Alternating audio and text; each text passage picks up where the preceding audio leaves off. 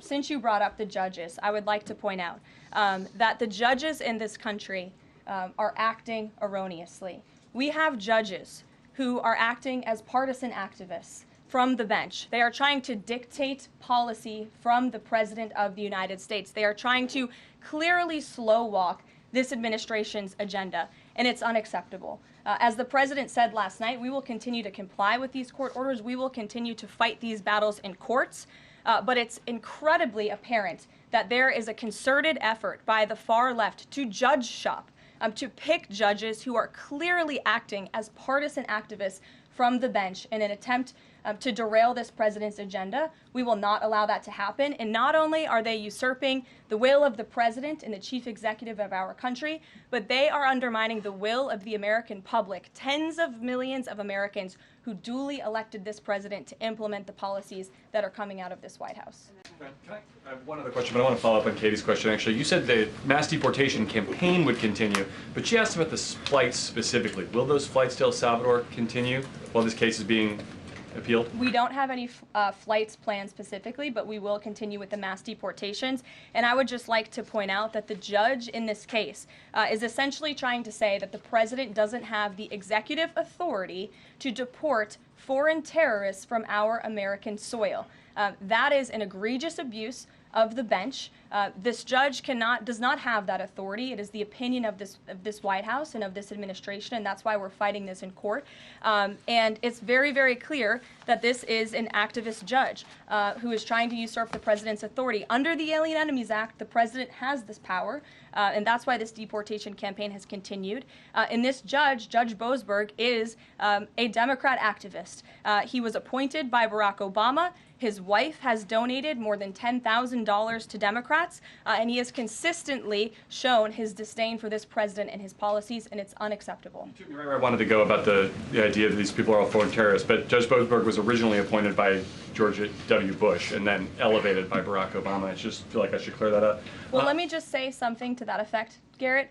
67% of all of the injunctions in this century have come against which president? Donald J. Trump. Let me say that again. 60% of the injunctions by partisan activists in the judicial branch have come against President Donald Trump, and 92% of those have been from Democrat-appointed judges. This is a clear, concerted effort by leftists who don't like this president and are trying to impose or slow down his agenda.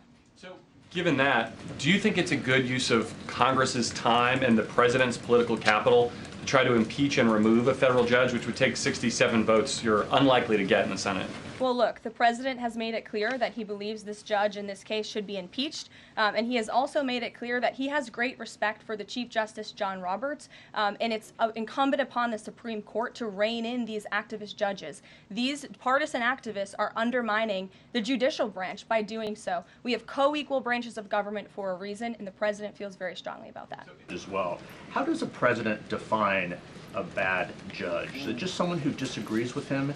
And is that a dangerous precedent in this case, because this is a temporary ruling from Judge Boasberg that he could ultimately rule in your favor? Is he setting up a standard here for calling for the impeachment of a judge who may ultimately rule on your side? No, it has nothing to do with disagreeing with the president on policy. It's with disagreeing with the Constitution and the law. And it's trying to usurp the authority of the executive branch of this country. It's having baseless reasoning for these injunctions. And it's a clear effort by these judges to slow roll this president's agenda. And if you just look at the injunctions that this president has faced, deporting foreign terrorists from our homeland, hiring and firing of executive branch employees, which when the president is the executive of the executive branch. You also see an injunction by a partisan activist judge when it comes to the Secretary of Defense trying to determine the readiness of our troops and the qualifications of our troops in our armed forces. Does a single district court judge really have more authority over the Commander-in-Chief and the Secretary of Defense to determine who should serve in our United States Armed Forces? Absolutely not. Anyone who has taken a basic civics lesson can understand that, and it's ridiculous lawfare that we are witnessing. And it's. I'm sorry, the president said he respects the Chief Justice here.